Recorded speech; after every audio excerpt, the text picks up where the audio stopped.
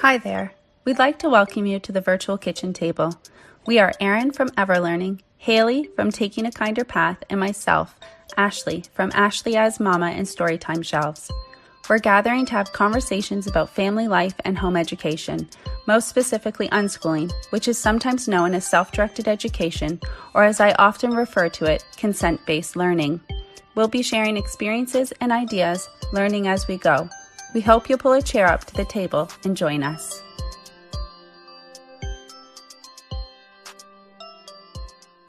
Welcome to the virtual kitchen table. Today I'm here with Erin. Hi, Erin. How are you? Hi, Ashley. I'm well, thank you. How are you? Yeah, good. Good, thanks. We've had a nice sunny day. Actually, has it been sunny where you are too, the last couple days? Super sunny. Yeah, it's nice, right? The end of winter, it's nice to have bright days and later sun later into the day. So Yeah, it's good. yeah. We've not been outside too much, but even just being inside with the sun coming in, I find like those days are a lot more enjoyable. So it's been really nice. And we are welcoming Cyrielle to the podcast today. Welcome, Cyrielle. Thank you so much for being with us. Cyrielle, I don't want to forget, so I do want to mention that people can find you on Instagram at Unschooling and Thriving. But thank you for being here with us today. Ashley and Erin, thank you for having me. I'm really excited for this discussion. Yeah, I think it's going to be, well, I already said to the two of you, I'm super excited. One, just to be back because I was sick and I missed a bit. So it's nice to be back doing this, but I'm also super excited about today's conversation and this topic. So today we're going to be talking about creativity and how it supports our well-being, how it supports our mental health.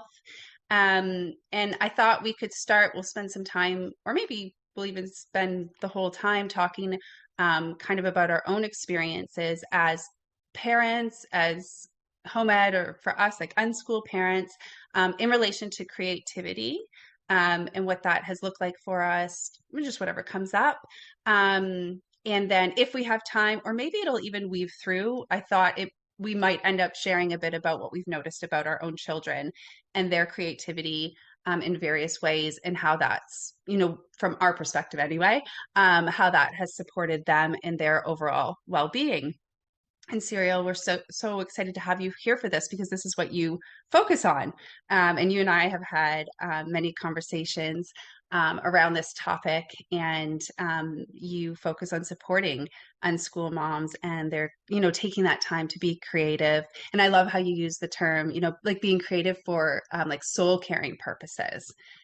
So it'll be really nice to have you part of the conversation.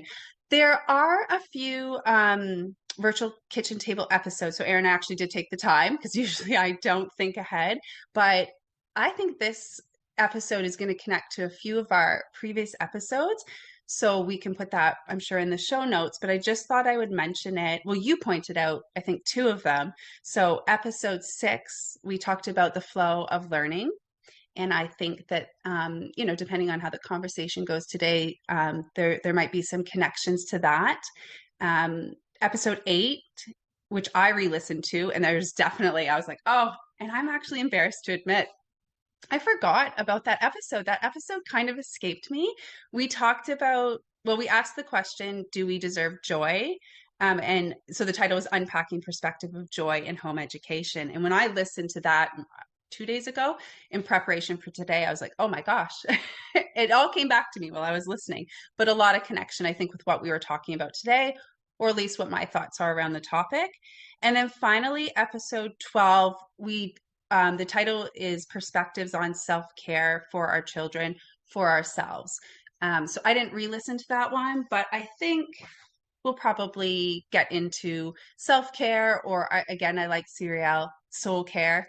So I think there's probably connections. If people find today's conversation interesting, they might enjoy going back to those episodes. Okay, so to get us started, I thought what I would do, I took some time to jot down some notes on what my own experience has been. I was good, like as an unschooled parent, but really just as a parent, and how, what creativity has looked like, what role creativity has, what role it's played since becoming a parent, and I tried to think far back because I didn't really start thinking about the idea of parenting or home education and creativity as far as supporting myself until about maybe 2 years ago. Like it's just been the past 2, maybe 3 years ago where I've started to really pay more attention to this. But when I took time to think back, like, well, what was I doing for like any creative outlet when the kids were younger?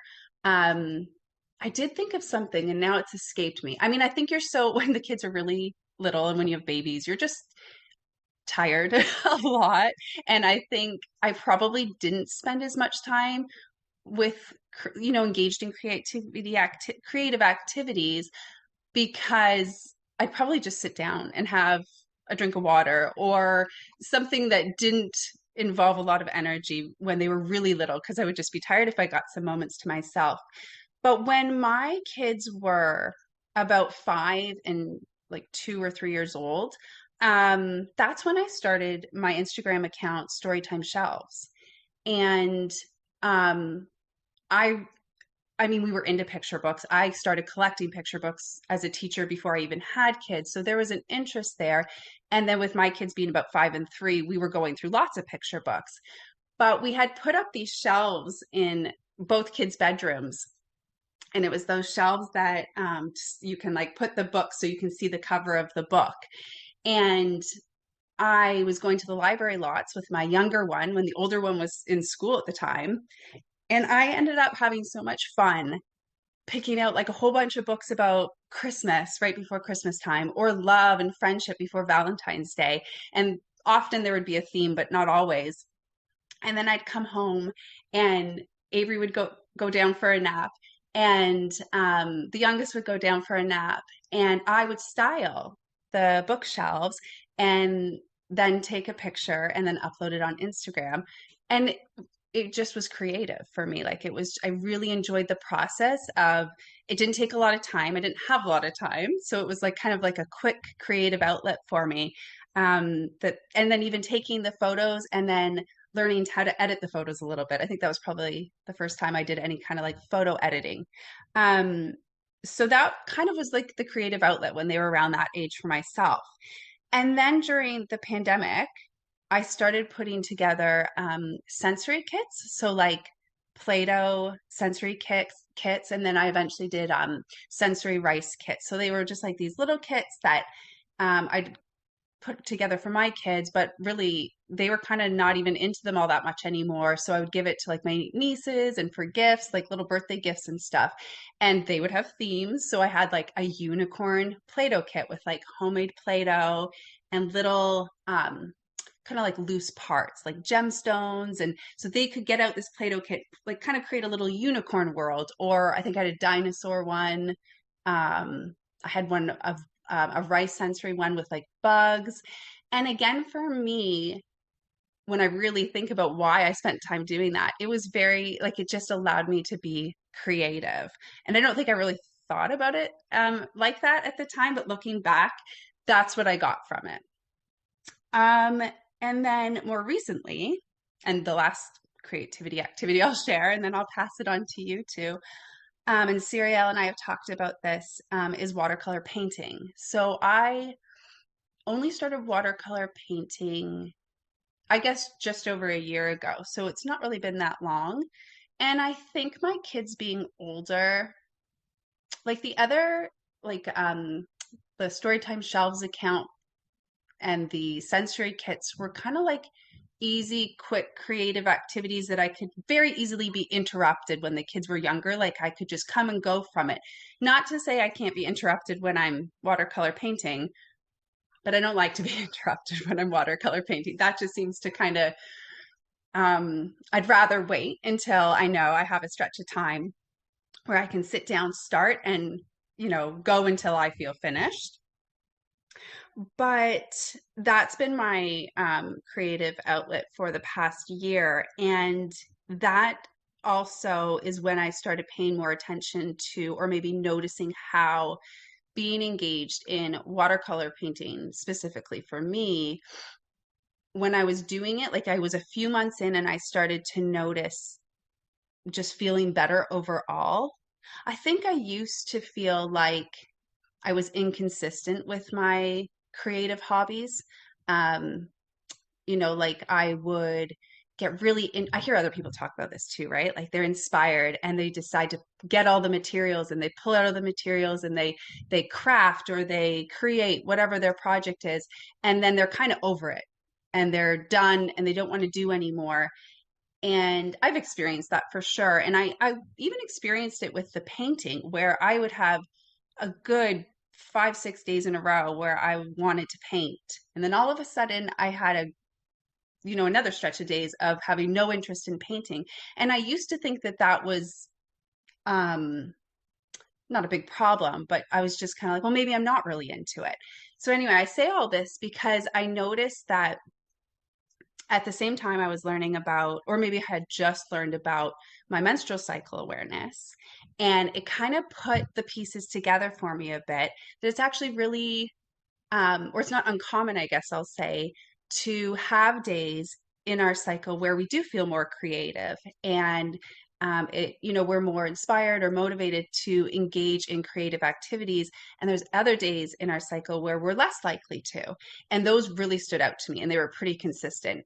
And that just allowed me to feel a little bit better, knowing that I was just in in part of my cycle where I'm more interested in like going out and moving my body and going for a walk than sitting down painting. And knowing that those days would come back, my next cycle, I'll have another creative stretch, which was very consistent for me. Obviously, it can be different for other people. But I think having just learned about my cycle awareness and then getting into the watercolor painting, I think it actually allowed me to I'm going to say like stay committed to it. Although I didn't feel like, I mean, obviously I don't have to watercolor paint if I don't want to, but I guess I just didn't like throw the idea out the window so quick, being like, oh, I'm not into that anymore, and just kind of forget about it and try to find something else. And after a few months of, I'll say like consistently painting for like whatever days I felt creative. So for me, it's not like a daily practice. I noticed that my like overall well-being, I just felt better. And I felt like I was just more patient with the kids. I My mood was up overall. And then there was a couple months, maybe another 3 months, where I wasn't watercolor painting anymore, and I didn't feel as positive. It's kind of hard for me to explain, but it was enough of a note. Like I noticed it enough that I thought, I think it's kind of the way people talk about exercise. If they're exercising regularly, they feel better, not just right after exercising, but overall. And I found that with the creative practice with watercolor painting that, maybe I'd be having a not so great day. Like I'm not saying I'm having a hard day. I go watercolor paint and now I feel better. That has happened. But I think that's what I expected before. Kind of like how people talk about self-care and filling up your cup. Go do something that's going to fill up your cup and you'll feel better almost immediately after. That's how I thought about it.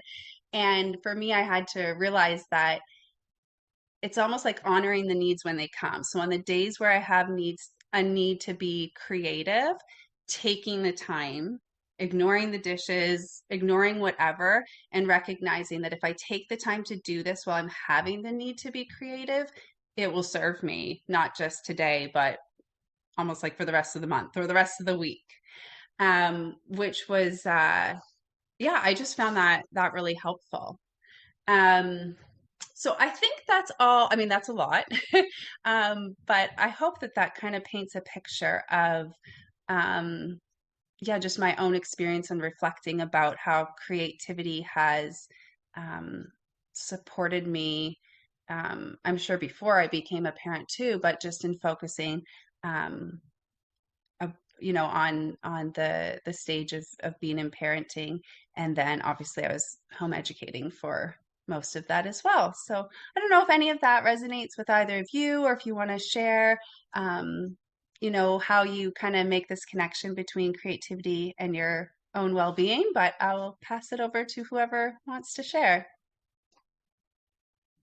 Yeah, I'm happy to share because I really resonate with what you said, Ashley, and for me, like I love how you went back to rethink about before watercolor painting because that seems more intentional than what maybe you were doing before. You didn't realize, so that was more unconscious creativity. But I love that you went back to how it was, and same as you. Like for me, I really noticed, like I was conscious of the effect that it had.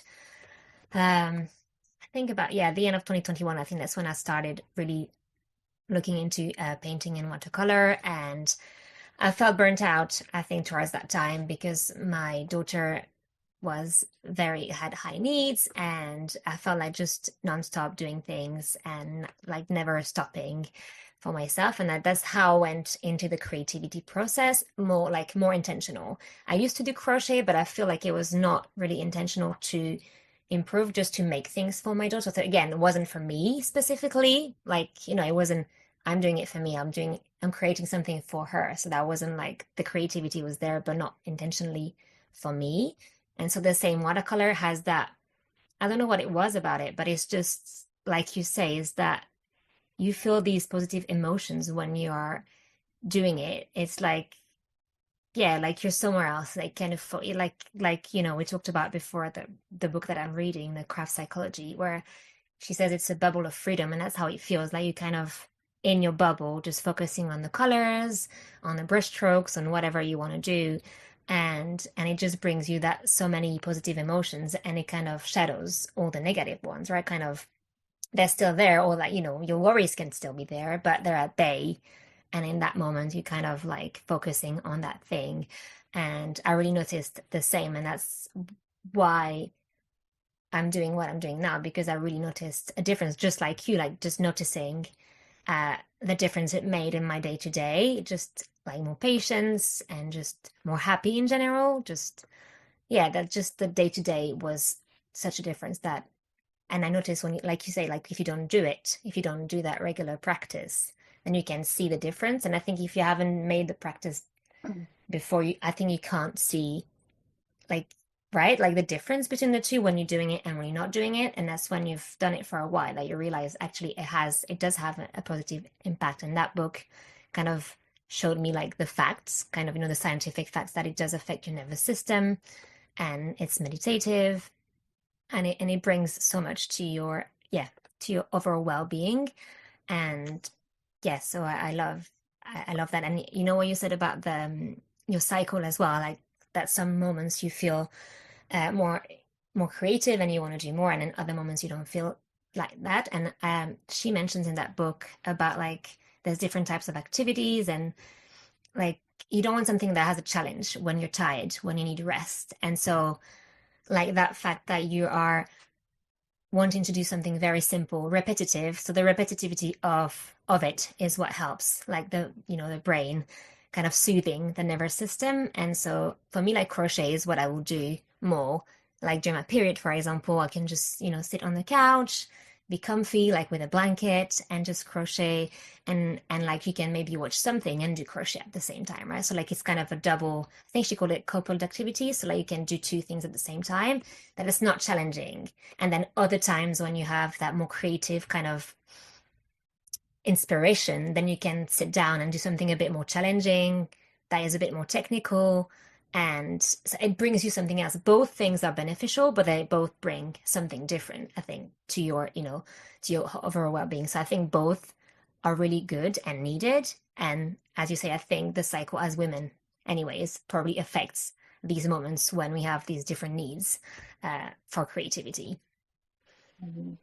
Cyrielle, what did you call it? Bubble of freedom. I can read you the freedom quote because I've got it here. I've got the book, and it's really interesting because it's linked to flow. And you were talking about the episode on flow, Ashley, and I did take the time to listen to it times two, so I could listen to all of it. But like, because I agree, like the flow is such an important part of it, I think, and you can there's different ways of getting into flow, but she associates it with this, and she describes it as a state of meaningful self-forgetfulness.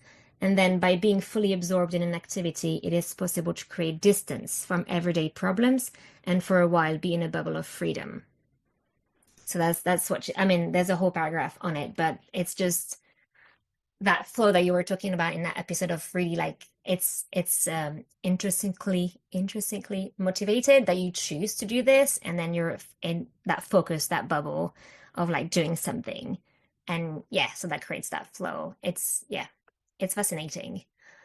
Yeah, no, I like that term, and that's exactly when you said it. I thought, yeah, that relates so much to flow, doesn't it? That space where we can just be, just in a level of engagement that's so different, feels so different. Yeah. I like how in different ways you've each talked about, it can look different. Like between both of you, you were talking, Cyrielle, about how crocheting something for your daughter feels different. It's a different type of creativity than crocheting something for yourself, or maybe even choosing a different activity because in that moment, the crochet isn't fulfilling that same piece, perhaps, for yourself.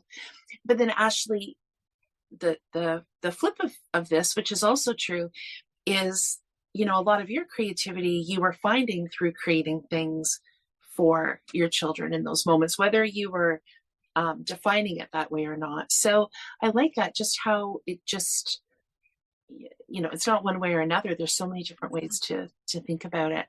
And Ashley, you had mentioned the pandemic, and that was for me too, maybe in a slightly different way, but I think the slowing down of not having so many external activities really made me realize. So at that time, there was my husband and I, and our two youngest were here. We're still at home. So there were the four of us, and kind of like bubbled in together, right?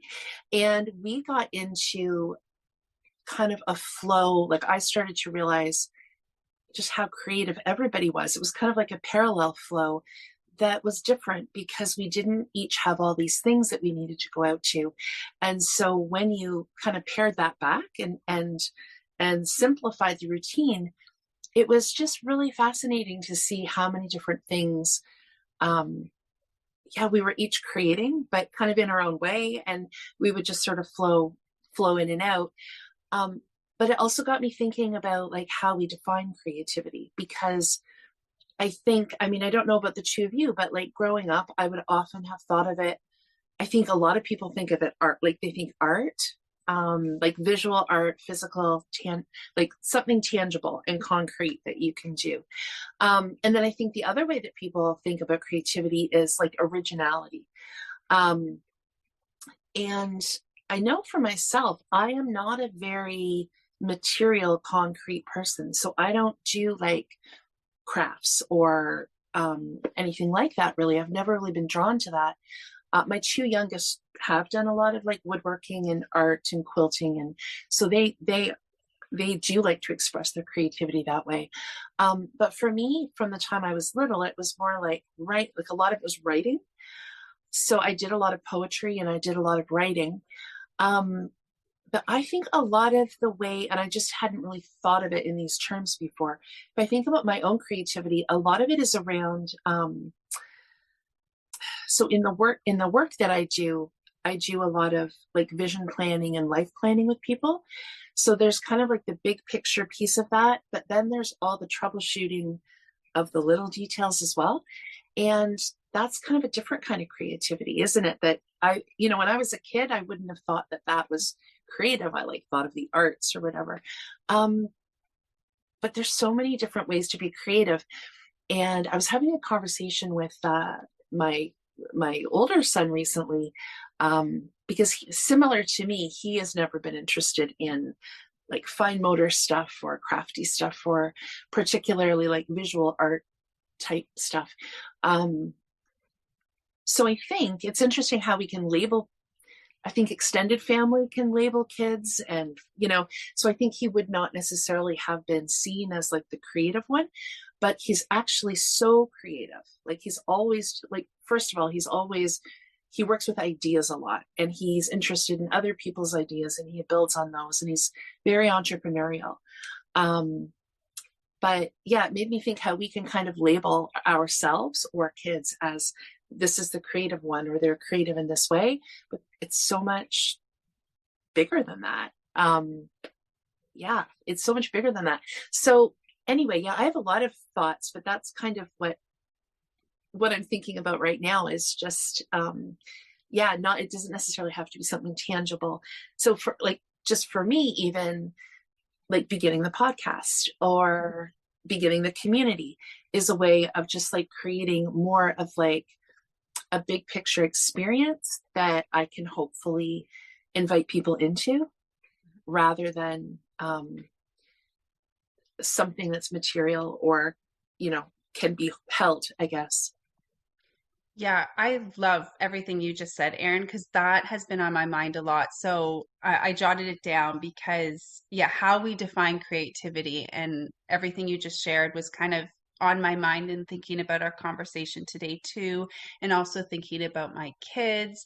And I do want to talk and get into, the value of creative hobbies, like, because I think they have found, and Cyrielle, you can probably speak to this more when we get to it around like handiwork and using your, like you already mentioned it, right? Like crocheting, the repetitive nature of crocheting and how that can help us. And there's value in, I think, like that, maybe what they would call kind of handiwork. That's not the term I'm thinking of, um, but really we can be creative in so many ways. And I thought the same thing about the podcast and even building a community. Like there's creativity that goes into all of that, and it makes perfect sense that there's some people who would get into the flow when doing, being creative in that way, and other people maybe and I think I even was kind of maybe alluding to that when I was thinking about my cycle. And I probably wasn't clear actually because, I was kind of labeling creativity and thinking about like the watercolor painting, like creating something tangible, something you can hold. Um, and then other parts, I mean, I would say pretty consistently, I also have a couple days every cycle where I get into like a mood to organize, which I wouldn't have thought of as a creative activity. But actually, when I organize a drawer or a closet, there's quite a bit of creativity that goes into that if you think about it. So I really like how you pointed that out, Erin, because I think you're right. And there's lots of value in being creative in lots of different ways. Um, and then Cyrielle, I really liked what you said, and I kind of want to come back to it because the quote that you shared, I'm glad you brought that up because that really stood out to me as well. And I think no matter how we're being creative, when we do get into that flow, that is what we are talking about. That's what we experience, like that bubble of freedom. And I was even talking about it with my youngest, I guess it was a couple weeks ago now. And I just noticed that he can have some days, I would say fairly often, where he's just kind of feeling a bit down, not super down in the dumps, but just kind of grumpy and not happy with the way his day's going. Um, and I just noticed that that was kind of coming up pretty often. And I checked in and we had a little conversation about, how we choose to spend our time. And we talked about the joy lists that, Haley inspired that idea. And we did a little bit of that, but we really did focus on what activities do you do that you think brings you joy, that fills you up, that you kind of your go-to activities. And for him, at least right now, maybe for a really long time, I guess it's drawing. He loves to draw. And even today, he usually draws with pencil, markers, and paper. But today he has this app on his iPad where he was creating animations.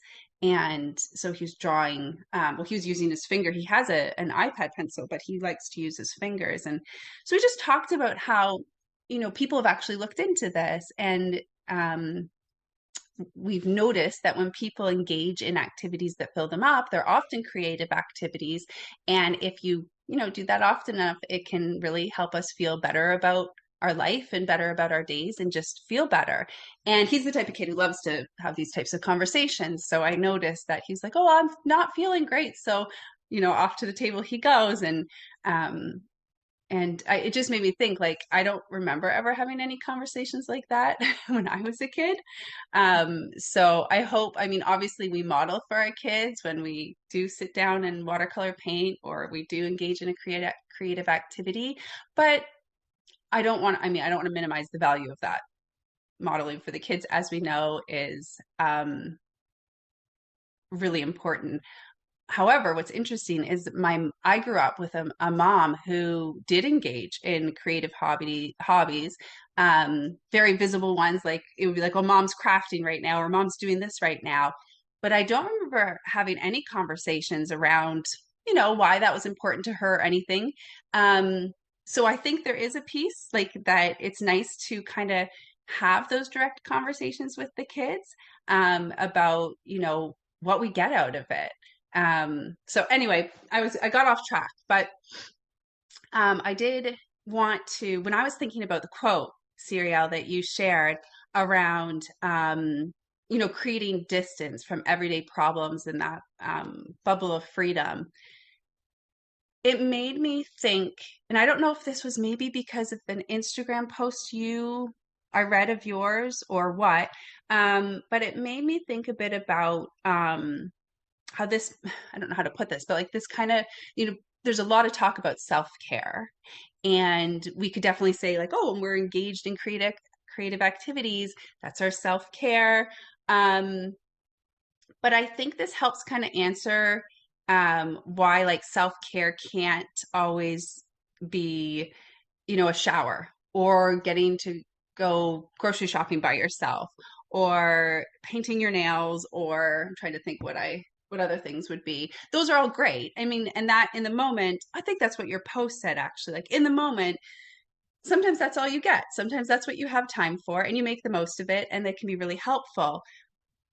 But I think real self-care is what you talk about, Cyrielle, and like it's the soul caring piece, where that practice, that regular practice of being creative, um, it just gets a bit deeper into, because I think about the pouring from an empty cup.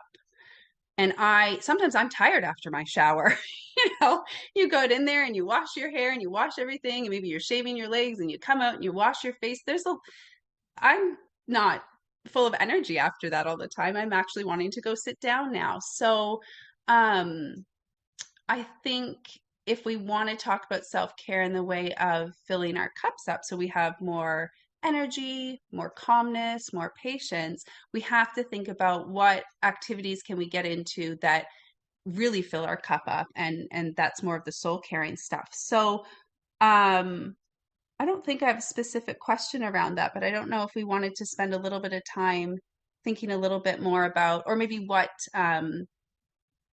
because I think, Cyrielle, another post you had, or no, sorry, the training that you sent me, the draft with a little bit of a list that you could maybe share of creative hobbies that tend to be a little bit more helpful for a lot of people, if you want to share that with us. Yeah, and I really like what you both of you said, and I think there's a difference between like the creativity and then creative hobbies. And like you were saying, Erin, like you never thought as yourself as creative maybe because you were not doing like hands-on creative hobbies. But like writing is a creative hobby because there's so many things that go on like to actually write something. And I think there's like what I'm focusing on is more crafts and like more creative hobbies because working with your hands like as it's different like being creative and then work like you can be creative and not do any creative like specific like craft hobbies. I'll say more than creative hobbies or like crafts or paint, but it's just different. I think they're beneficial in different ways, and it's just like I focus on craft because it's just that what I've been reading about and learning about like how really like working with your hands and creating something even if there's like not even if it's unfinished, but it's just that the movement and repetition and all of that with the hands. And then so like in her book,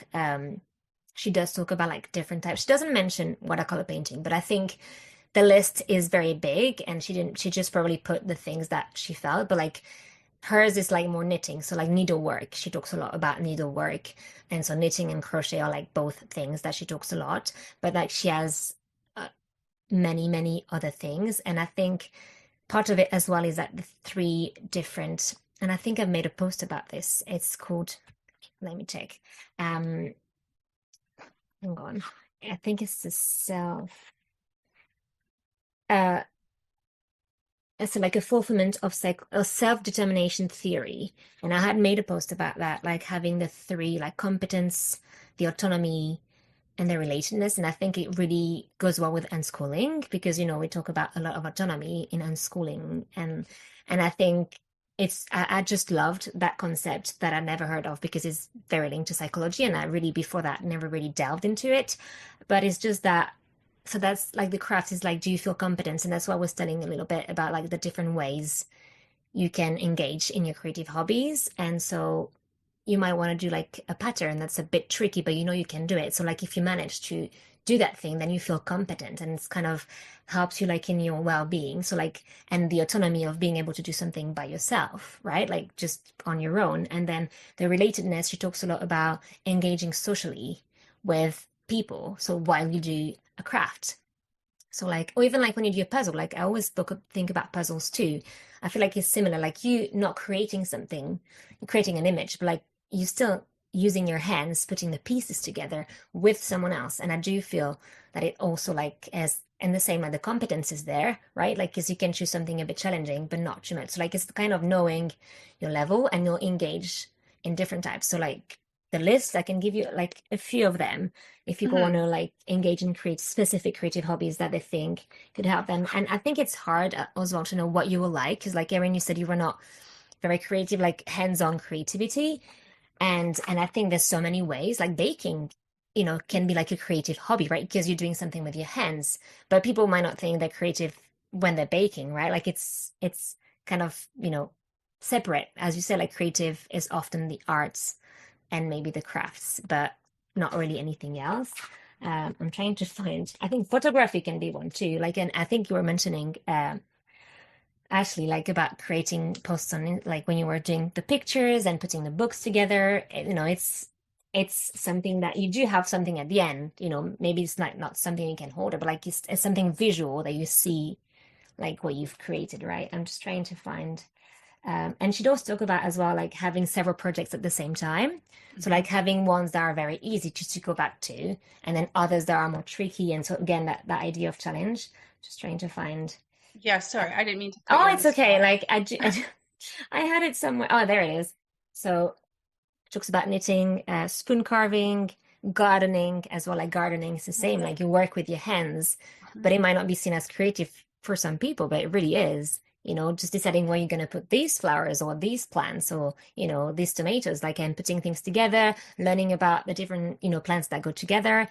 There's lots of, thought into it. And then she talks about building with Lego as well. I think you talked about that in the flow episode, I remember now, about building with Legos. And when Shaluna, thinking about it's the same, like there's so many things, building birdhouses, patchwork, sewing, metalwork, doodling, and just drawing, like you say, your youngest is just the same. Like, and I love that he knows that he can get to that, and that helps him feel better. That and I think what else? Wood turning, candle making, like there's so many soap making, like, and I love that she has that list. But I think it's just there's so much more that you can do, really, and it's just fascinating that these things can help you so much. And I feel like, and you were talking about exercise earlier, actually I just want to point on that because yeah, people feel better, but I feel like often it is motivated, but there's sometimes you don't want to do it, like it's kind of something that you feel you have to because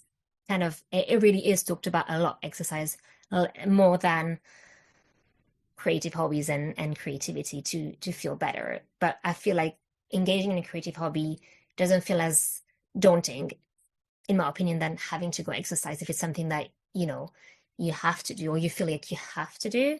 So I have that, like I feel that there's just a little bit difference of, and she talks actually about it in a little bit, and then she touches on it and she says it's a different thing, like because it's not intrinsically motivated. Like I want to go and do something for myself, and there's no like end goal of having maybe to be fitter or like there's always this kind of, I think, maybe hidden messages of doing exercise, for what reason you're doing exercise, and society in general have, like, puts a lot of focus on exercise, I feel like, more than other things. Yeah, and not to mention, like as you're talking, I'm just thinking, and exercising is hard work, physically stressful on the body, and of course has positive outcomes. I think we actually talked about that in the joy episode. I think Haley talked about, how exercise is good for us, and it releases certain chemicals that makes us feel good. That's what she was saying, but there's stress involved too. So the idea of joy and stress both being there was her point around exercise. But I think that that's a good point, what you're saying, Cyrielle. Like, it is different. Creating something. Um, I guess, like, I'm just thinking, like, I don't know that it would ever be described as like a stressful experience. And I've even heard artists talk about no longer selling their art because it took the joy out of creating. Mhm. It took that joy away because now it was just a different experience because, whatever pressure, or it wasn't just creating for themselves, like what we were talking about earlier. And I really love the list that you shared, and how, I mean, it's kind of an endless list, right? And I was writing down, because like gardening and cooking too, absolutely, there can be so much creativity in that. Earlier when I was thinking about, I thought, like, and I think this is just helpful because of what we've said around some people, and maybe this stems from childhood for a lot of people, where they've just considered themselves not a creative person. But I'm even thinking, like, teenagers who are really into hairstyle work or makeup, that's all creative. Someone who likes to put together flower arrangements. um, the Lego also had me thinking about kids and adults who create and build in Minecraft. There's so much creativity in that. So it really, yeah, it can, because I think I'm the same thing. I often will go to kind of like arts and crafts.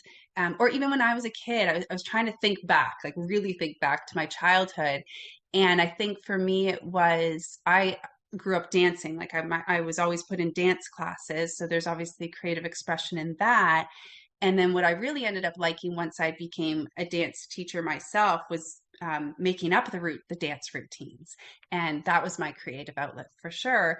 But I don't know. I mean, that's still an art, so that's a little bit more obvious, I guess. But um, yeah, it's nice that there's lots of things for people to tap into. And I also liked how you said, Cyrielle, about how in the book she talked about having different projects on the go. I think that makes a lot of sense, because then, depending on what you have time for, what you have space for, what you're in the mood for, you can pull from the few projects that you've got going on. Oh, the other one I thought about that my youngest just got into yesterday, and I was like, oh, you're being so creative, was I kept saying, like, interior design, which was me as a kid too, moving all the furniture around, putting different posters up on the wall and stuff, and getting to kind of decorate your room. So much creativity in that, right? Um, so, okay, what was I thinking after this? Oh, I don't know if it makes sense to kind of, it's still in kind of what we're talking about now, but I was just kind of wondering about, are there other positive outcomes to regularly spending time being creative? And we've already kind of touched on some things, but I know, well, I had listened to the We Can Do Hard Things podcast, and they had Dr. Is it Martha Beck? I think that's who we said, right? Yeah. She was on, and she was talking about being creative and how it helps deal with anxiety. And I found that really interesting. And I kind of connected it to what you were talking about and describing, Cyrielle, around, when you're watercolor painting, how you're able to just focus on the colors mixing and the brush strokes. And the way I describe it is, like, it kind of gives my mind a break from the worries. So like you said, the worries don't go away, doesn't make the worries disappear by any means, but it lets my brain just have enough of a break, and I can get into that flow. And yeah, I mean, I think we just need that at times. And that's what I was talking about with my youngest too, when he's worried about something. And I know I don't want to I know that this is more difficult for some people, and obviously some people deal with a lot of anxiety or even depression. So I don't want to come across like, oh, just find a creative hobby and all will be well. But I was saying to my youngest that when we have our worries, like it's helpful if you can practice giving your brain a rest from thinking about it. And there's different things you can tap into and engage in to help with that. So yeah, I don't know if there's anything that came up for you guys or anything other things you noticed. Like I was even thinking like how there's art therapy programs, right? Like we do know that being creative can help with things like anxiety, but maybe there's other positive outcomes as well. Yeah, there's just, gosh, there's so many good things you're both saying, and I'm just trying to figure out, I'm compartmentalizing what I want to say. Maybe Ashley, you had said some things about, I'm going to set the kids stuff aside for a minute, but please remind me. Yeah. Please remind me if I forget. Just thinking, Cyrielle, when you were talking about all those different ways of being creative and the different activities, and it's so fascinating. So it got me thinking about how important a topic this is. I'm so glad we're talking about this, because what it's doing for me, like when you're talking about those different sort of avenues, it makes me think about how quick we are to, I guess I mentioned this a few minutes ago too, to kind of label or put things in a certain category, and then people, maybe kids, in a certain category, and how it's kind of interesting to be curious about some of those, because you were talking about using our hands, and I'm assuming maybe in the book some of that is when you're being creative with using your hands, there are there's brain connections happening, and so it makes me think about the fact that even though, so for somebody like myself who maybe I'm not knitting, or I'm not painting, or I'm not woodworking, or whatever, I think that's more about not having,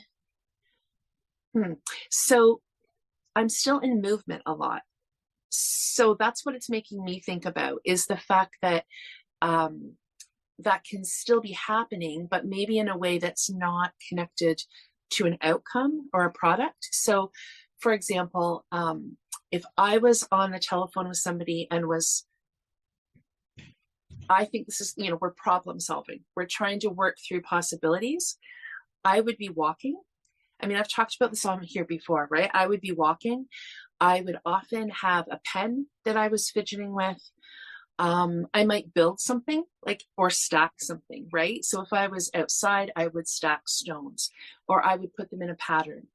And even when I would play with my kids when they were little, you know how you can kind of parallel play, you're both on the floor and they're maybe engaged with something, but I would still be enjoying the blocks, but it's not necessarily toward like an end goal, but I'm stacking, or, I suddenly look over and I realize I've made a different, I've made a pattern, or I've made a design, but it wasn't for the purpose of doing that. So it's more of like a meditative movement. So it's like there's like a physical level of creativity happening while I'm figuring something out sometimes, but then other times it's just almost meditative. It's like but there's a level of creativity that happens in that meditative state as well. I don't have an end goal of what I'm saying here. I'm just like talking, because these are things that kind of made me think about, that you can be kind of in your head with your creativity, but you can still be physical in the way that, so for me to sit still, and it's probably why I didn't love school that much, because I couldn't get very creative sitting in a desk. So I would come home after school, and my family would always tease me because I had this skipping rope, but I didn't skip with it. But I would walk, I would slowly, I would walk over it, but I would just walk in circles, and I would write stories, but I didn't write them. I sometimes wrote them down. So it's just fascinating how there's all these different ways that kids do things. And so this conversation just helps me think about how open we need to be, and that we can't always figure it out. We can't always figure out what our own process is when we're doing things. So I don't know if that made sense for anybody else, because I'm just kind of thinking it through. But no, I think it makes a lot of sense, Erin. And actually, what you said about it kind of taking you into like a meditative state where you're thinking about stuff and processing stuff while you're doing something. You're not really noticing that you're doing it because you're in your mind thinking. I was doing that today with Lego. We were kind of just cleaning up the kids' rooms and stuff that they're wanting to redecorate. And I've always done this when the Lego's out, is I like to sort the Lego. And it was very much that. And it wasn't, well, I mean, I was sorting, so it obviously wasn't random, but it was that I can engage in the conversation, I can be in my own mind, and I'm doing something with my hands, which I felt, rather than just sitting there feeling restless, like what you said, I needed to move. And also going back to when I was a kid and the dancing, I think that was a big part of it. Was I was like the movement piece to it, like moving my body. And I noticed that with my oldest kid, definitely, but both of them, I would say. My youngest does that, walking around, pacing, making stories up in his head. And he calls them movies. I just made up a movie. I just imagined a movie or a whole movie scene, but he's just been walking around and I can tell something's going on. So yeah, I think what you said made a lot of sense. You said something else. It's escaped me now. So I'll just see if you guys have anything else to add. well, and now that you say that, Ashley, about your youngest, so that would be like me. The stories weren't, and that's probably why I didn't usually write them down, because they were visual. Like I could see what the characters were wearing, and and I mean, auditory, and like I knew what their voices sounded like. So it really was more like a show or a movie, Mm-hmm. which, yeah, yeah.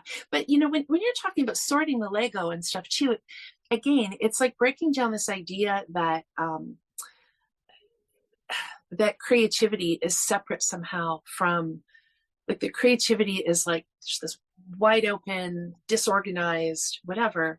It separates that idea because, well, you talked about organizing a room too, or Mm-hmm. you know, sorting things and organizing can have creative value. So you can have a you know, a brain. Again, I think we're so quick to label people are right brain, they're left brain, they're this, they're that. You can be organized in a very creative way, and you can be creative in a very organized way. Mm-hmm. Yeah. Yeah, I think, sorry, go for it. No, go ahead. I was going to ask if we were good to move on, if there's anything else. So please go ahead. No, I think creativity is just like, I think, yeah, like separate from creative hobbies. Like creativity is just part of life, right? And we use it in different ways. And you don't have to be doing a creative hobby to be using your creativity. Yeah. And yeah, like Erin, you were not writing a physical story, but it was being created in your head. You know, it was still, but like it was there. You were creating, you know, you were being creative in an invisible way for other people, but it was Mm-hmm. very real to you, right? Right. Yeah. Yeah, and actually, it just popped in my mind now. I had thought about, I think when I originally was thinking about having this conversation on this topic, I was also thinking about creativity found in nature, or maybe we had a conversation. I can't remember now for sure. But like Erin, I know you really like to spend time outside and like go for your walks and be kind of out in nature, and even like the birding that you do. I mean, there's obviously a lot more to that than only creativity, but I think there's so much creativity in nature that, and a lot of people, I mean, there's a lot of talk about how being out in nature is really good for us and good for our mental health and well-being. But there I think is a connection there to creativity as well, and it probably just maybe doesn't stand out as much as a creative activity, but I think that's there's, I don't know, does that make sense? Mhm. Yeah. Yeah, it does. I mean, and I think you hear a lot of people are so inspired by nature, right? So it's like they might be out doing that piece, and that it inspires what they paint, what they write about, what they, you know, whatever form that takes. I feel like nature is so inspirational. And I think it's a place where people yet people generate ideas because they're often that quiet where there's that opportunity, right? To the wheels get turning. Yeah. Okay. Cyrielle, did you want to add something? That just reminded me of a book. Sorry, my phone started talking. Did you call Siri? Yeah, apparently. Is my name sometimes Your like name. yeah. And no, the fact that you're talking about nature reminded me that so we've been exploring a lot in Florida and birds and a lot of things and I always wanted to do like a travel journal, but like I always wanted it to be perfect. And we haven't talked about that actually, about like the perfectionism that might stop us from actually engaging in creative hobbies specifically, but anything creative really. And there was that book that and I decided to get it because I found it on eBay and it's called Nature Journaling. And I haven't read it all, but like it's not like from start to finish, right? It's very like there's lots of things in it, lots of chapters, and it really explains how to just do nature journaling, and you don't have to be, you know, amazing at drawing or amazing at painting. It's just basically is looking at things, observing, being creative in that, like, you know, observing nature and just making like doodles or like anything. Just that practice of putting down on paper what you see in nature and not even doing it maybe when you're out in nature, but at home. And I've done it like for 2 weeks. I've done it like when we were like in the thick of doing lots of things and seeing birds and I really enjoyed it. Not even painting, just drawing and just writing down like as a recording of what I did. And I really enjoyed it. And it's something that, you know, I had always wanted, but like perfectionism was stopping me. And that book really helped because she talks about anyone can do it. Anyone can just come, take their book and just, you know, jots down notes and then some sketches, anything, just to record what I've observed that day, you know. My daughter and I had done some nature journaling for a while, Cyrielle, and I like that you mentioned, I think you were talking about not being was it perfectionistic or yeah, because I think originally, you know, maybe we had this idea because I had heard of people doing this and seen pictures of people doing this of, you know, sketching in the moment. And the problem was it, you know, the weather where we were was not very conducive to that. And we kind of prepared for that, but it felt kind of the first couple of times we tried it, it felt kind of forced to do that in the moment. So I think similar to what you mentioned, what seemed to work better was to just enjoy the moment, take some pictures, take some video, and then set aside time when we came home, you know, with the journals that we had to record, draw, you know, whatever we wanted to do with it. Because I do think that sometimes people can get caught up in, oh, well, this is what nature journaling looks like. You know, you take it and all the kids are enjoying, you know, sitting on the ground doing whatever, but it doesn't have to look like that. And actually by bringing the books home, or actually, I think the last couple of times we went, we didn't even take them with us.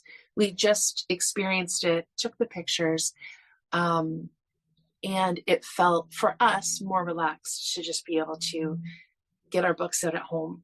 I think we chose to still do the drawing outside, but just at our house instead. Yeah.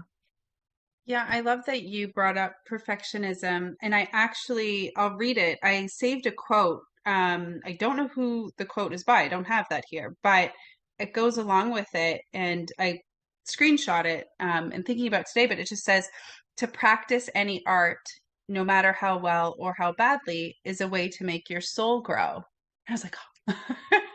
Like I have to try to remember to share that. And I think I would have forgot actually if you hadn't mentioned that idea of perfectionism. And I think you're so right. I've definitely experienced that. And since I've started watercolor painting and I mention it to other people, numerous people have said, oh, I have a watercolor set, but I haven't been brave enough to open it and use it yet. And I know I've heard that about other craft hobby type. I can't think of another example, but definitely numerous people have said, oh yeah, I have a watercolor set, but I don't want to mess it up and I don't want to, and I'm too afraid. Or like, you know, if you get decent watercolor paper, it's not super expensive. It's not that it's not affordable, but you don't want to waste it, right? You don't want to be wasteful or you don't want to wreck it. And I was definitely that way as a kid. I was the kid who would get like the coloring book, and I didn't want to mess it up at all. So if I was going to do it, I was going to take my time, and I was going to make it perfect. And I think I've been thinking about that more with my own kids, like we do. And, not forgetting that creativity can look a whole bunch of different ways. So it's not always about sitting down at the table and, getting out all the craft supplies and markers and paper. But when we do the things, it's more so about the process, I guess. I say that to them, right? This is more enjoyable about the process. And I have one kid who it is very much about the process and then tosses the stuff afterwards, which I'm just like, oh, do we want to keep some of this? And they're like, nope. And I'm like, okay, great. And then, I mean, I tuck some away for myself for safekeeping, but for the most part, it's great because we can just get rid of it.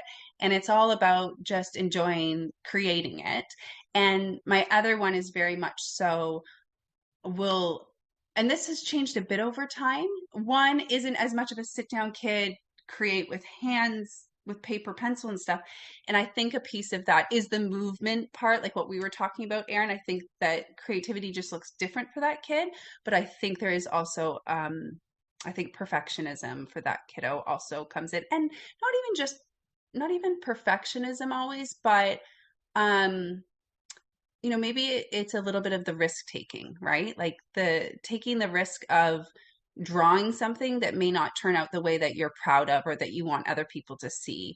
Or, yeah, just taking the risk of creating something that you're not happy with at the end, or you feel like you should already know how to make it.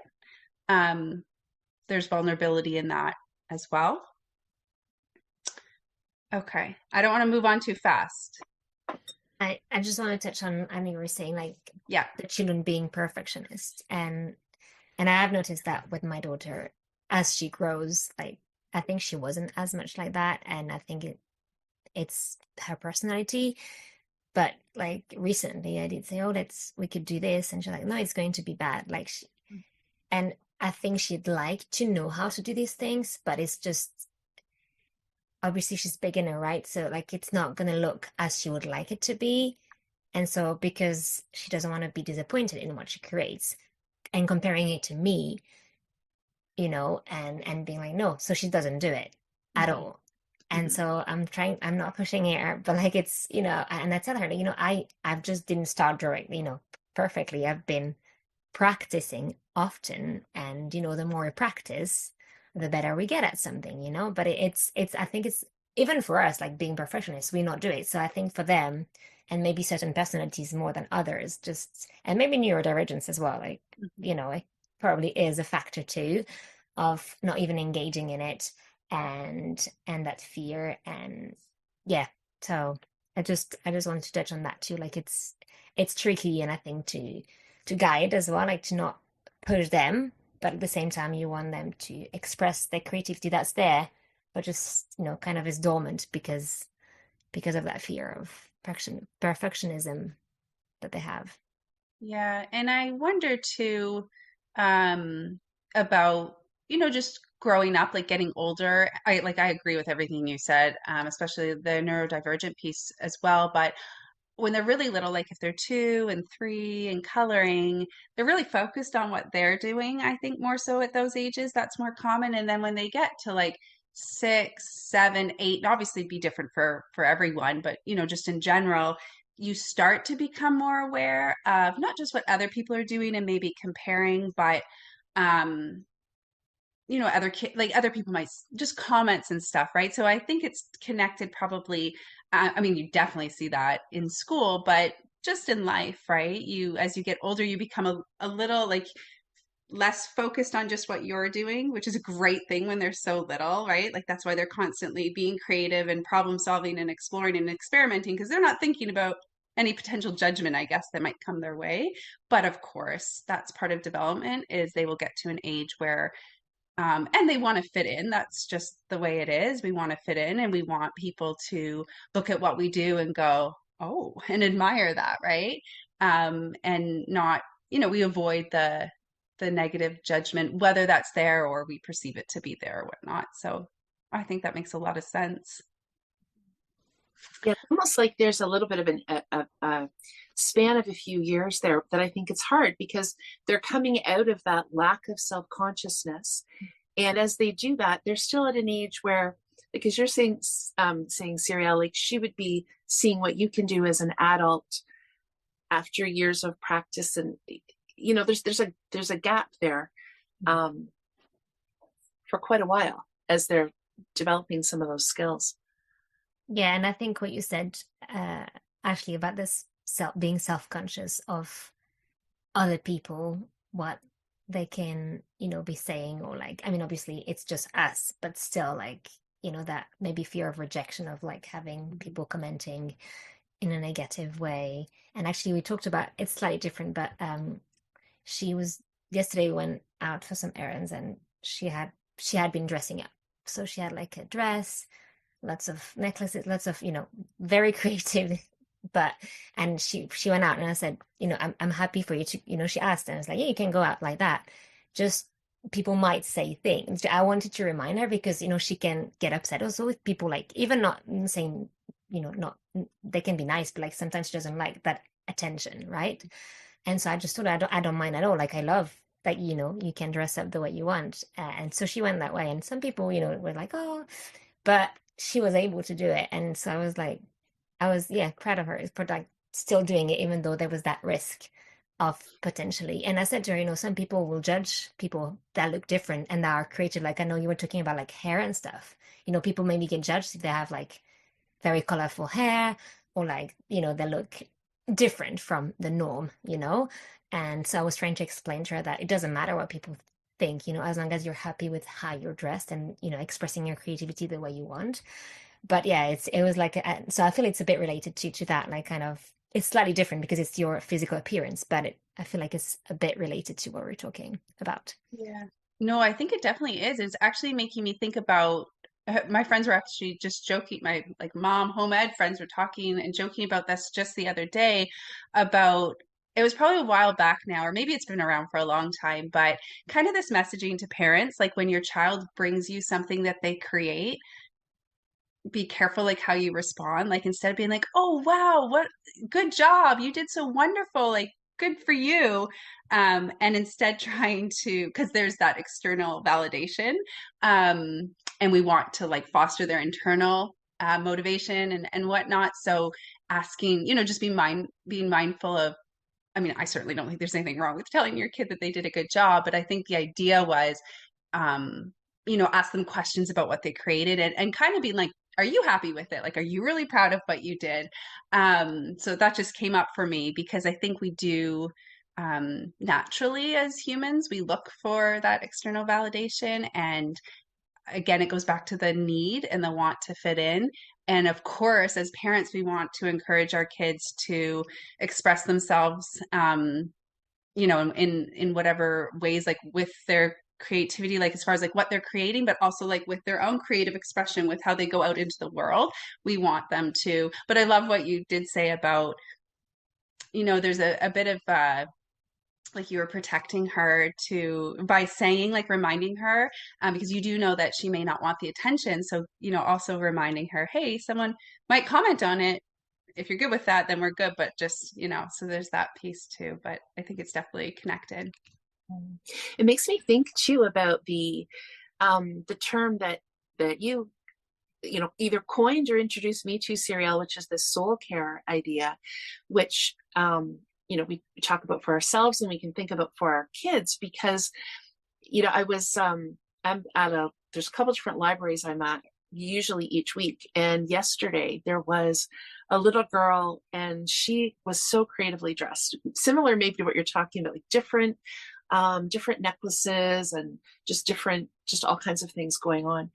And I was thinking about how, yeah, when we allow space for that, that is soul caring, that is life-giving to ourselves. And yet at the same time, you know, to me, what you offered your daughter was just information, you know, just sort of giving her some information about how people might perceive it if that's something that she's sensitive about.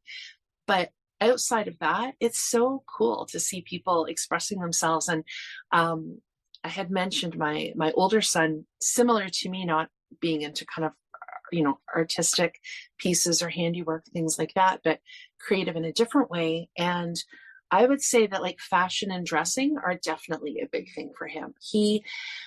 I think that thinking about this way, it can help us be a little bit less judgmental of ourselves, of our children, of other people. Like I know as he got into the teen years and then early adult years, just amassed a large amount of clothing. And so the conservation part of me is like, why would you need this many clothes? Why are you still getting clothes? But, I probably wouldn't say that to my daughter about her art supplies. Or I wouldn't say that to one of my other sons about their photography equipment or their woodworking tools. So I think it's interesting, right? But that to me is, there are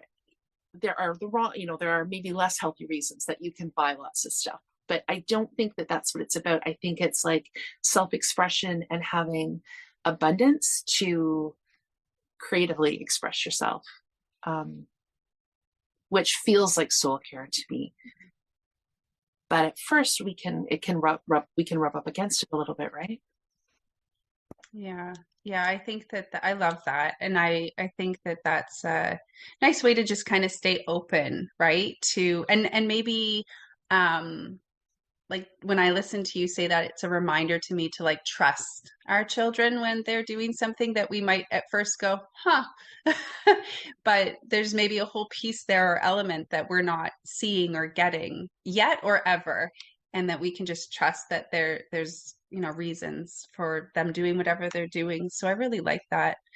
I do want to make sure we have time to get into thinking about one question I had in Cyrielle. I really want to, I want to hear what both of you have to say about it, but one thing you kind of spend time on is so kind of getting back to like as parents or unschool parents, being creative. I wanted to kind of talk a little bit about how we fit this in, because we talked about like I know I shared about how I noticed and realized that as much as I can try to fit it in regularly, and on those days where I do feel creative, ignore the chores for an hour or disconnect. Not that I always disconnect from the kids to be creative, but sometimes I do.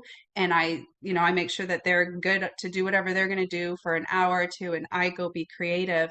But kind of I'm struggling with words around it, because I guess it's because the idea of being consistent and committing to something, there's this idea that, you have to do it twice a week to stay committed or to make it a habit. Like there's research and information out there about how to make things a habit. And I am kind of talking about watercolor painting for me right now specifically is a habit, but it is very much connected to me taking the time to do it on the days where I feel creative, rather than being like, "Ooh, I got to get my second day of watercolor painting in this week," because I don't want to give the wrong message around that. But yeah, if we want to spend a little bit of time about talking about like how we fit it into weekly or monthly practice and why it's important. And I had questions like, do we carry around guilt when we sit down in our homes to paint or knit or write? We must ignore the housework and our to-do list and maybe disengage from the kids to an extent in order to take the time to be creative. And what have we found that's worked for us? And have there been times where this isn't realistic? So yeah, I kind of just threw questions out there. And I'd love to hear what either of you have around thoughts around that. Should I go? Sure. Yeah, so I really like that.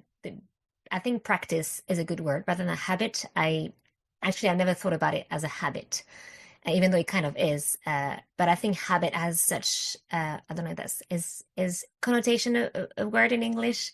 Yeah. As that like connotation, I feel like maybe that it's hard to keep up, maybe. So it has that, I think, negativity associated to it, whereas a practice, I think, is more neutral, I think. And so I talk about sort of in my upcoming workshop that I'm going to do probably the podcast would have been released after it, but it's that what you said about having guilt and to sit down and paint on it, because obviously I think probably all parents might have it, but as homeschooling or unschooling parents, we're at home all day, right? Like, obviously minus the times when we go out to a library or like going to a co-op or whatever, but we are at home, right? And so yeah, so I thought my mic wasn't on. And so yeah, as just I think there's like a shift in of way of seeing things and kind of making this practice as part of our just daily life, like woven into whatever we do instead of making at that time, because a habit is like kind of consistently at that time every day. And I think it'd be too, I mean, for me anyways, it'd be too much to have that kind of strict kind of structure. That's what practice is better, I think. And just basically choosing, being intentional. I think that's what matters the most, is like the intention behind why you're doing it, and then choosing and talk about creative hobbies, but it could be choosing rest or slowing down, right? And I think you talked about in maybe in the flow about productivity Mhm. and like having to be productive and always doing things. So like obviously when we're doing something creative is, to nurture our soul, and it's a passion that we have, and it's, I'm obviously want to spend time on that, but I also like, rest and slowing down, and just sitting down and drinking tea and looking out the window could be like nurturing your soul at that moment. Maybe you need that, right? And it's just, I think it's just choosing, so that like you were talking about the guilt, and maybe we feel guilty of worrying that it's we should be with our kids or available with for them all the time. And I think they would be happy for us to do that, you know, because why not? They'd be happy to be with their parents nonstop all the time. And it's just, I think it's a practice also to talk with your children, and kind of sort of a boundary of like, and just expressing your own needs. And I know for me, like I didn't do that for a long time, and I think that's how I felt burnt out, is like I actually didn't express, and I just did more and more, playing, and just never doing something for me. And I think it's just like communicating, and it will be hard, I think. And I think it depends on the children too. Like the neurodivergence is important, but I think any parent can do it, is just working on that window of tolerance of like, okay, it may be hard at first because they're not used to us taking our time. They're not used to us not being available, not being on call, 24/7. They're used to us being there. Every time they have a request, we'll be there all the time. And it's, I think it's easy to fall into it, right? Because we want to make sure they have everything they need, because we're doing something so different from the norm, that's the worry we have of like, oh, then we're at school they're always doing something, right? Or like, and they're at home, and I'm not providing something for them right now. And I think that's the fear that might be in lots of parents head. And so I think like talking to them, and gradually I think you can build that time when they're not engaged with you, and when they're not needing, when you're not needed directly. And I talk again about it, like you just find the time when you're not needed, and instead of, you have to choose, like literally make the choice of, I'm not doing the dishes, I'm doing something for me. Like it's just a choice. And like I think that's the shift that you have to do. Okay, decide, I'm not going to clean that today. And as actually I say it in my workshop, but like my mom came, so my parents came for a couple of weeks, and my mom just cleaned so many things that hadn't been cleaned in forever. But she loves it, like because she needs to have like something really clean, shiny, tidy, and I don't. And it's just, and I told her I could be cleaning these things. She was like, oh, that doesn't take that much time. Like there's little things like cleaning the outside of the Instant Pot, the outside of it, right? Like all the things that for me I could be doing them, but then I'll be nonstop doing, housework all the time, like when I'm not with my children, my daughter. So like, is that, I told her, like, I'm just choosing not to clean, but so for a while it will be very, very clean in the house because she was there cleaning everything don't choose to do, right? It's not even, I don't do it. It's that it's a choice. I think that's, and just the intention of, I'm going to do something that nurtures my soul, because cleaning my Instant Pot doesn't do it that. So, you know, it's, Yeah. Sorry, I didn't mean to no, cut no, you go for off. it. Go for it. I was just gonna say that I think that's really helpful to recognize that it's a choice and that it's a choice that we can make. And I really liked what you said about like being intentional. So like it's an intentional practice. That made a lot of sense. And I'm glad you brought up rest too, because I think that's what we're doing. We're choosing a type of rest. Like I think on the podcast, we maybe talked a while ago about the different types of rest. I don't know when we would have talked about that, but I know that that's a conversation I've had at different times about the different types of rest. And one is, I think it's called creative rest. Yeah. Right. But the whole idea around choosing to take that time to ignore some other things. And it got me thinking about, why is that so hard? Why is that so difficult? And then I don't want to move on too fast, so I want to hand it over to Erin, or if you have more to add, Cyrielle, before we do. But I did have that other question around how society views productivity and versus the value of rest. And I know we've talked about that on the podcast before. So yeah, there's just that connection to rest and giving ourselves permission, I think. But I really like, Cyrielle, how you said, like, I'm going to refer to it, I think, from now on as like intentional practice. Because for me, I did find, and I noticed this with the watercolor painting specifically, I really got into it. And then I went, that 2-3 months where I wasn't doing it. And I noticed I wasn't like, I needed it. I needed to get back to doing it. So to me, that highlighted that I did find it a little bit difficult to stick with it. Like I wasn't choosing it enough, but I had now recognized the value in, it was really beneficial to me when I did intentionally choose to practice watercolor painting. And like learning that, realizing that for myself, like it wasn't even someone else telling me or pointing it out to me, but experiencing that myself made it a little bit easier to make that choice more often and ignore the other things. And now I view it as that is me being productive, because if I don't take this time to rest, if I don't take this time to honor those creativity needs, I'm not going to be able to do, maybe I will get the work done, whatever the chores are or the things on the to-do list, but I certainly won't do it in a very good mood. Whereas if I fill my cup up first by regularly taking that time to rest and be creative, I think I am a more productive person. I'm definitely a happier parent. So yeah. Yeah. Yeah. And what came up for me too is that sometimes if something feels scarce to us, so having that time to take care of ourselves, to create something, and some periods of time, there's going to be a natural scarcity. At the beginning, Ashley, you had talked about when our kids are really little, or maybe we have something else happening in our life that's just constricting our time a little bit more. But I know in times where I have felt like that creative time or that alone time is scarce, I've heard other people say this too. Like I can remember having a little bit of time home alone in the house, and I would just be like pacing, like I don't even know where to start, like, kind of trying to figure out. It's almost like, oh, I've got this little bit of time. What am I going to do? And I think for me, sometimes that rest did need to come first. And when the kids were little, sometimes it was it was not putting pressure on myself to have to be too defined about self-care or being creative or those kinds of things. Sometimes it just had to start literally with a nap. Like I can remember I used to carve out like Sunday afternoons, I would have a nap. And then when I was rested, I could feel that enthusiasm to be creative coming up afterward. And then of course, if you're coming from a scarcity perspective, you could think, oh, I've wasted, now I'm feeling creative, but I've lost some of my time because I was sleeping. So I think I think it's helpful to just frame it differently too. Like there doesn't have to be a certain amount of creative time or a certain amount of contemplative time or whatever it is. Maybe that day we just need to have the nap.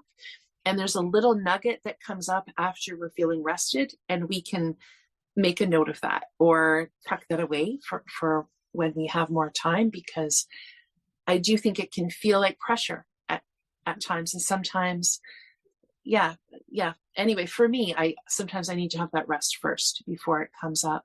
But on a practical note, I wanted to say too, I think that being open and honest about that need with other people in our life who can help support that. So whether that's a spouse, whether it's grandparents or neighbors, I, you know, I had a couple of homeschool mom friends that we could kind of help each other out with that a little bit in different ways, but just, yeah, just kind of being, articulating that need to have time to take care of ourselves or create something. And what that might mean. Like I can imagine if you were setting out watercolor paints that, and you have really little kids, you need to think about that in a different way ahead of time, right? So just because I know, and I think I still do it, but especially when my kids were young, I would sometimes sort of almost feel guilty for having the need, or maybe I would assume other people would just know I had that need, and people don't necessarily. So I think setting that up ahead of time helps. It's like we have some partnership in being intentional and kind of holding that space a little bit for ourselves. Yeah, I love that, Erin. And it makes me think I have, now that the kids are older, I communicate it with them. So I'll talk about, maybe they'll ask me to do something, or they'll just be like kind of taking up my attention, and it's fine, but I feel maybe I'm feeling overwhelmed, overstimulated, or maybe I've just already intentionally thought to, this afternoon I'm going to spend some time watercolor painting or doing yoga or go for a walk, like whatever it is that's going to fill up my cup that day. And I will just now say to them, so they're 11 and 8, and I'll just say, trying to think about the words that I would use, but I'll just say, what's going on for me. I planned on watercolor painting, and kind of talk about why I'm choosing to do that. Not just because I like it, not just because it's fun, but it's actually going to fill my cup. It's going to let me rest. I think I've even talked about the different types of rest with them before. But like you said, just communicate that, which obviously, you can start doing that with young kids too, but the older they get, I think that helps them understand and also respect the choice that I'm making. But it maybe takes modeling a step further as well in explaining, like kind of what I was saying earlier, like I would see my mom engaged in these creative activities, and maybe she did say something about it to me and I just didn't, it just went, I was like, whatever. And I forgot about it, but I don't remember her talking about it.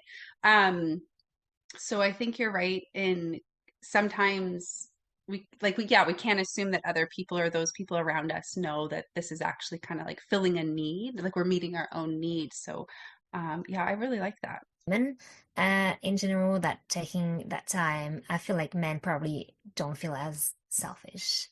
It's just a generality, but that's my, kind of for us, we feel like we gotta do it when if we take that time, it's like we're being selfish. Like we should be, with our children nonstop. Like that's, we chose to do that, but yeah, so I think that idea of being selfish, it does, it came to mind when you were talking, Erin. Now I forgot. I just remembered selfish. But yeah, I think, and it's just that you're talking about modeling, I think, Ashley, too. And what do we want our children to see? Like, we want them to value spending time alone, even when they're adult, like valuing that rest is important, and kind of counter what the society is showing is just counter what they're doing, and like showing them that actually it is important to rest, it is important to care for our needs, whatever they are. And talking about that, actually, I was thinking about neurodivergence. I think when you're talking about like self-care, like taking a shower, for some people it might not even be like taking a shower might be hard, and it's, as you said, like it takes time, and it's in terms of executive functioning, taking a shower can be really hard for some people, and it's not going to be self-care. And painting the nails, some people might love it, and it could be creative for some people, but for others, it's not at all what they like. So I think it's just, there's so many things around this, I think, but yeah, that's just what came to mind. Mm-hmm.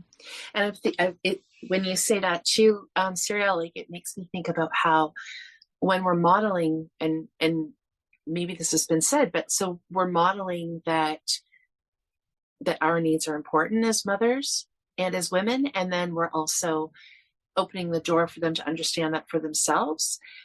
But I think that kids, I think sometimes we can, I mean, because especially when kids are little, sometimes they are really resistant, right, to us moving away and doing our own thing or spending time away from them. But I also think that over time, they sometimes we can tell ourselves a story that everybody needs us and we don't have any time and we can't get away. And, and I find often kids really enjoy seeing us creating things and doing our own thing and having that space. And I know Haley has told this story a couple of times around, and I think it was maybe reading.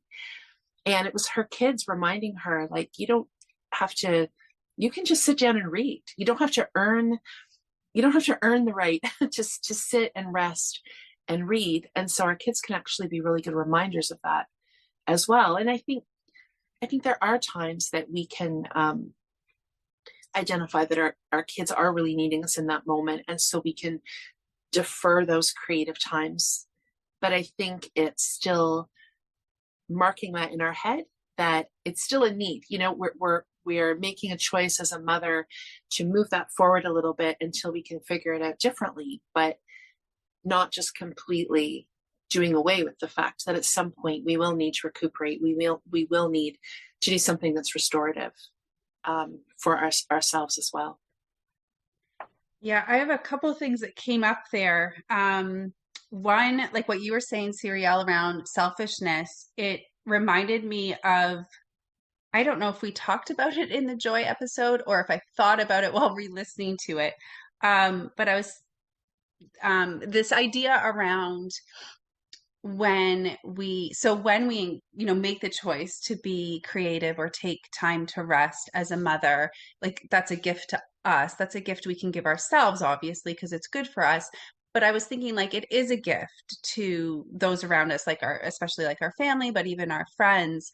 I can think back to like when I was a child, if I had a happier parent or a more joyful parent, because they took the time to fill their cup and they were able to do that, I would have like, and I'm not saying I didn't have that, but I can think back to being a kid and being like, that's absolutely what I always wanted. Every day I wanted to be, I wanted to have happy parents. So I think like as a parent myself, like if I take the time and I have figured out how to, I'm not saying be, happy go lucky every day, of course, but just overall take care of myself.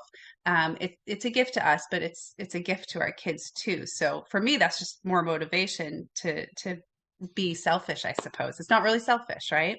Mm-hmm. And then I had another thought. This was something I think you talked about in the Joy episode, Erin. I hope I'm not mixing it up because I listened to one other thing as well. But you had shared, and we've kind of touched on this, but I think you had shared that you were reminded of your husband's a mantra that he had, the whole like work hard, play later, or something like that. Work now, play later. Work now, play later. Okay. And I wonder if I've heard work hard. I wonder if there's another one similar to that, because when I re-listened to that, I was like, oh yeah, I've heard that before, right? That idea where you get the work done and then you can enjoy yourself. And I think maybe we were talking a little bit more about being playful, right? But I think same idea here is there is this idea, or maybe there's this comfort around, okay, I'm going to rush around and get all the chores done. And I'm going to do this, do that, so that I can sit down and relax and watercolor paint. And I think some days, I think that can work fine sometimes. But for me, I would hardly ever watercolor paint. And I'd be probably too tired to pull out any of the supplies.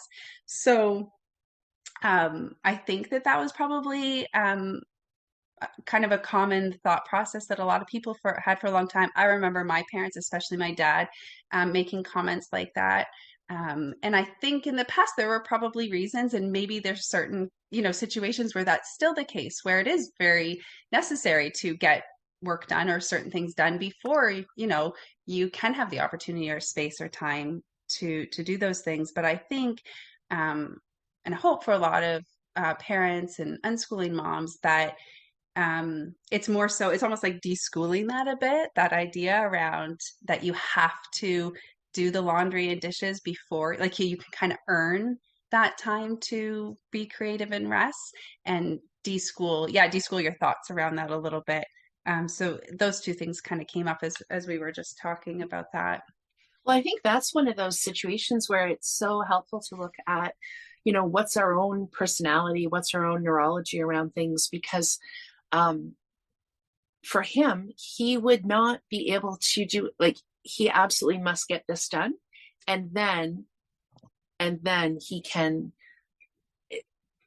enjoy things and he can create. And he is a very creative person. I was talking earlier about that idea that organized and creative. He's a highly, highly organized person. And that has to happen first.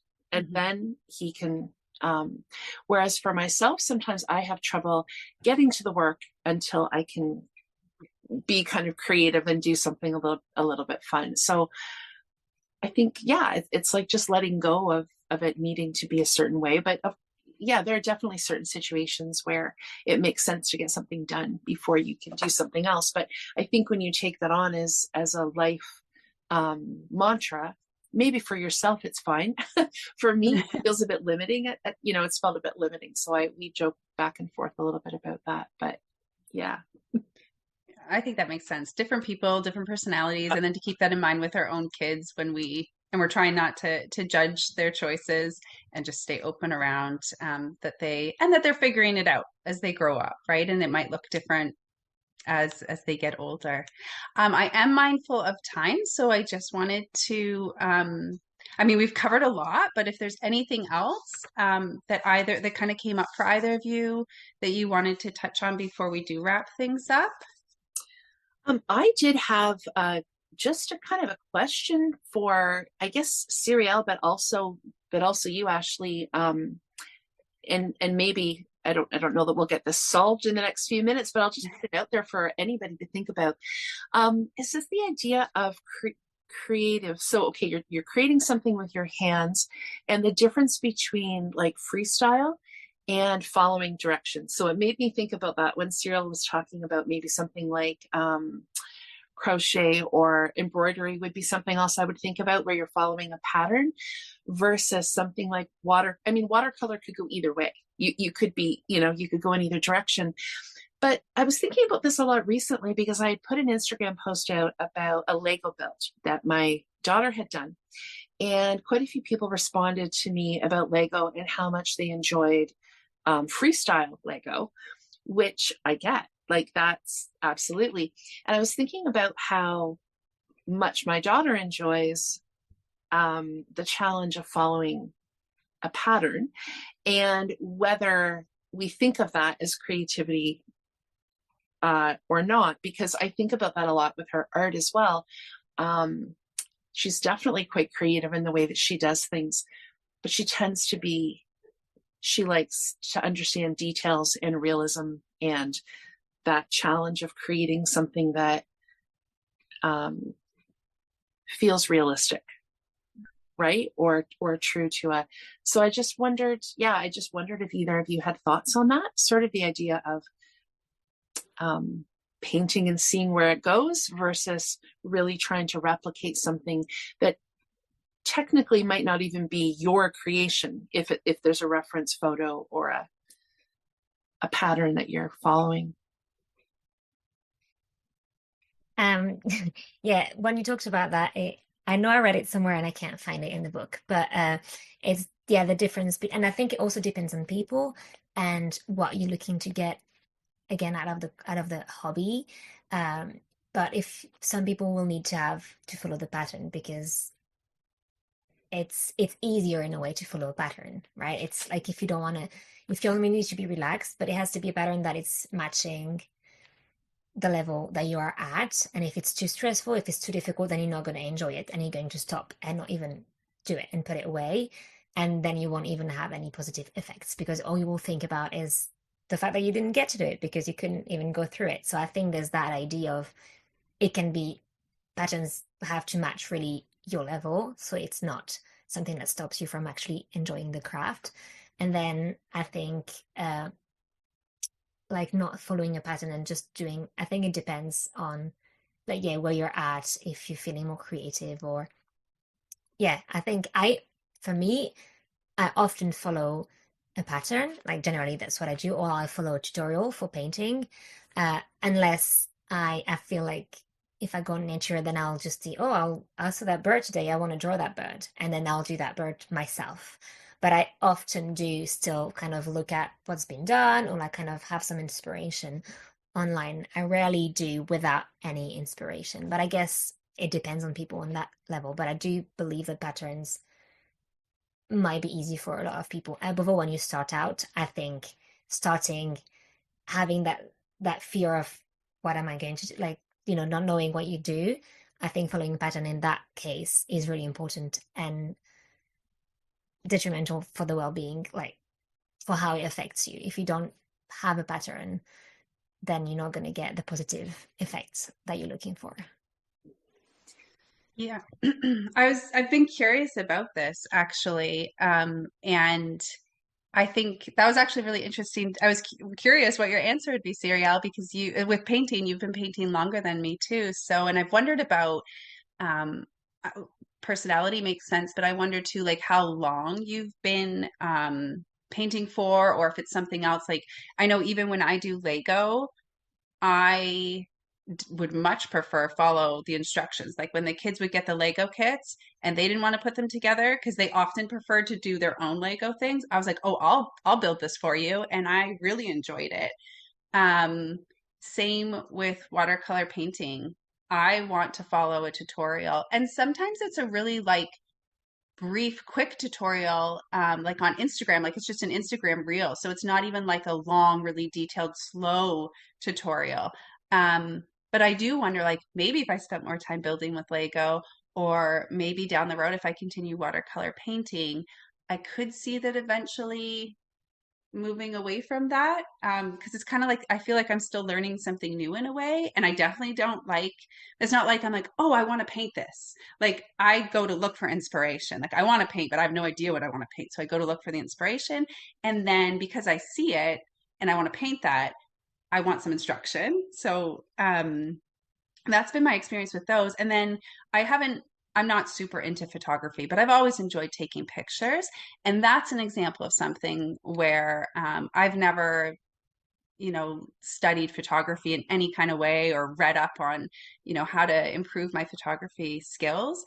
So that's something, but I've been taking pictures since I got my first camera when before I was a teenager. So I've been doing it for a long time. And back then, I guess there would have been photography books I could have got, but for the most part, I just played with it. Like I learned through playing. And then the other thing, as far as creativity goes, is like I mentioned earlier, I grew up dancing. So coming up with my own choreography, I don't really do it now unless I'm playing around with the kids. But that was another thing where I just grew up dancing for years and getting the instruction and being taught, other people's dance routines that they made up, that it was felt like a pretty natural, easy progression to go into like making up my own dance routines, and found choreography really a good creative outlet where I wanted to do my own. So I've been curious about, like how long someone's been practicing whatever the creative hobby is. If that's kind of, I'm sure there's some people, their personality, they maybe always stick with like a pattern or a tutorial. And I'm sure it makes a difference on the different hobbies as well. But yeah. Okay. Thank you. That's interesting because, when you're talking about painting and looking for something, so it's like you are motivated to do the particular medium and you're looking for what. And I think for me, it's the opposite. I get very inspired with ideas and I'm like, how the heck am I going to express this? Do you know what I mean? So it's coming from the I have to figure out what my path is going to be to express what I'm inspired about. So that's super interesting. Thank you. Yeah. Yeah. No, I was curious about that too. So I'm glad you asked. Okay, again, I am mindful of time, but if I want to give both of you a chance, if there's anything else you want to share or if we're good. Cyrielle, if there's anything else that you wanted to mention or touch on that we didn't get to in the conversation. And if not, that's okay. I did write down something and then we didn't, and then we moved on. So I don't know if I should go back to it or maybe not, like because we moved on from it. Totally up to Go ahead. you. No, I'm Yeah. so Uh, I think this one you were talking about, we were talking about selfish and like the how we're seen of like taking that time, and I was thinking about it made me think also like of maybe that idea of looking like we're lazy, and maybe depending on our partner's idea of things as well. Like I don't know, if you're supported by your partner or if your partner expects sorry to come back. I mean, I'm making like assumptions that most of the time it's the mom staying at the unschooling mom staying at home, and then the partner or the dad uh working and coming home, but like having discussion with your partner in what they expect to come back home to, and maybe the expectations they have and might not be like what you want to do, or like yeah, so like I don't know if I'm clear, but just like the expectations versus the reality of what it is to be at home all day with children, like so I think there's a discussion also to have. We talked about having talking with the children, but and I think you touched on it, Erin, talking about people in your life about expressing your needs. But I think just touching on, I think having a conversation with your partner about it's not because you're at home that you're a housewife or whatever, like just expecting to clean. You have children with you, it's different, like because there's moms who stay at home but the children are at school, and it's a whole other, it's different, right? Like it's not the same. So I just wanted to put that there because that came to mind when we were talking about it, and I think it's important too. Yeah, I think that's a super important point because, yeah, just because you are in a role or you choose to be in a role, having that communication about what your needs are around expressing yourself and having that time. And I think that the flip of that can happen too. I've heard people say that people make assumptions that because they're home full time with the kids that they aren't finding any inspiration, and maybe part of their creativity is what Ashley was talking about, curating different things with the kids. But yeah, that idea of expectations is so, because we don't talk about, we don't talk, maybe it's this work first, play later problem. We don't talk about creative outlets and creativity. And so having that communication about what each person needs, and then maybe the person who's potentially away and commuting, when are they getting their time to be creative? And everybody's just better if they're having those outlets. Yeah, I love that. Yeah, I like how you just said everybody's just better, because that's the way I keep looking at it. Everybody's just better. It is better for everyone. And yeah, no, that's a really important one. And because we talked about the feeling of self and feeling selfish, but this idea of being seen or judged or perceived as lazy, right? I think that's when you said that, I was like, oh yeah, how did we not talk about that?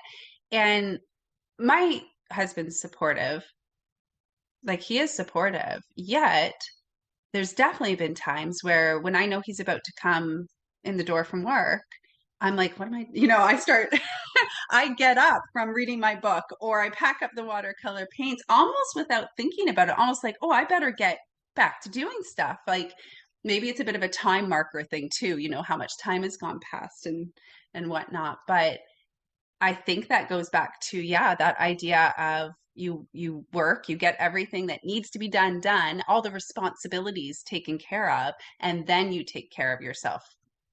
So even if it's taking care of yourself, that comes second. So I think that that's a really good thing that you brought up, because they're, like I said, my husband's supportive, yet I still have that pop in my mind, and I still kind of have that feeling, and I'm self-conscious about that when he comes in the door. What does it look like I'm doing? And I think it also depends on the mood that I'm in. There's certainly times where I'm like, I don't, whatever, it does not matter. But it made me think something else, and I feel like there's something you said, Erin, and it made me think of something. It has escaped me. This has happened to me multiple times. So yeah. Well, and I have more stuff, so I think we might just have to have another conversation because I have some thoughts. I mean, there's lots I think we could talk about around kids and stuff too, right? So Yes, for sure. But yeah, I had thoughts about something I'd read about combinational creativity and the concept of originality or not. So let's come back at some point. A part two. Yeah. That would be great. Wait a little bit, but yeah, no, that would be great. Cyrielle, thank you so much for joining us. I had mentioned, I know people can find you on Instagram at Unschooling and Thriving, but is there anything else that you wanted to mention while you're here? Yeah, they can also go to my website, unschoolingendthriving.com, and there's a few free resources on there. And there's also the 12 Days of Soul Caring series, which is still there, and you both participated in. So yeah, it's still there. So if they want to have like a look around of what's available, and my workshop, that will be, next week, but I don't know if it probably will still be available on my website, when this episode comes out, and also the community that I'm releasing following that, linked to Creative Hobbies. So they can have all the information on my website. Oh, thanks. Good to see both of you. Thanks, Ashley. Bye-bye. Bye. And this ends our conversation today. We hope you found it interesting and maybe helpful. If you'd like to connect further or see additional content, Haley can be found on the web and on Instagram at Taking a Kinder Path. Erin can be found at Everlearning.